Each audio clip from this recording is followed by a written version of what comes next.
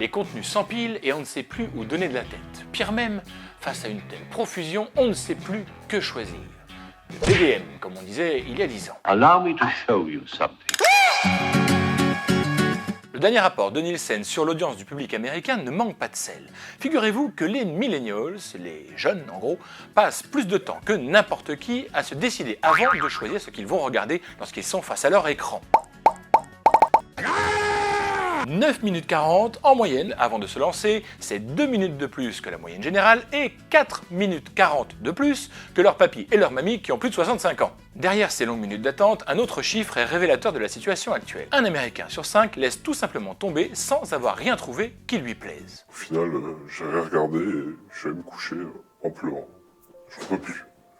De quoi mettre un sérieux bémol à la force des algorithmes dont on ne cesse de nous parler, dont on nous rabâche les oreilles à longueur de journée. En effet, toujours selon Nielsen, seuls 26% des sondés disent choisir un programme grâce à la recommandation. C'est à peine 5 points de plus que ceux qui abandonnent en restant sur leur faim. En fait, ce que nous dit Nielsen, c'est que les amateurs de streaming savent généralement ce qu'ils veulent voir dès lors qu'ils se connectent à leur plateforme de vidéo ou qu'ils allument leur télévision. Regardez d'ailleurs ce joli petit graphique.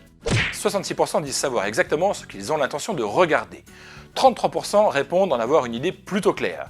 Et seulement 22% disent ne pas en avoir la moindre idée. Alors attention au drame, car que se passe-t-il lorsque l'on erre trop longtemps dans le désert? Eh bien, on retourne à ses fondamentaux.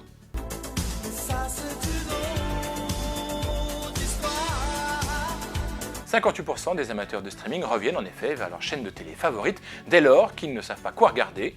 C'est ce qu'on appelle la force des marques et des repères. Preuve que si les Amazon, Netflix, Hulu font les fiers à bras aujourd'hui, ils n'ont pas encore remplacé les chaînes de télévision traditionnelles. Leur mission s'annonce donc claire, il leur faut retenir l'attention de leurs utilisateurs et pas seulement grâce à une technologie flamboyante, il faut des contenus et des bons contenus. On l'a vu, la quantité ne suffit plus, on veut du lourd, on veut du solide, on veut du quali les cocos. En vous remerciant, bonsoir. To those who can hear me, I say, do not despair.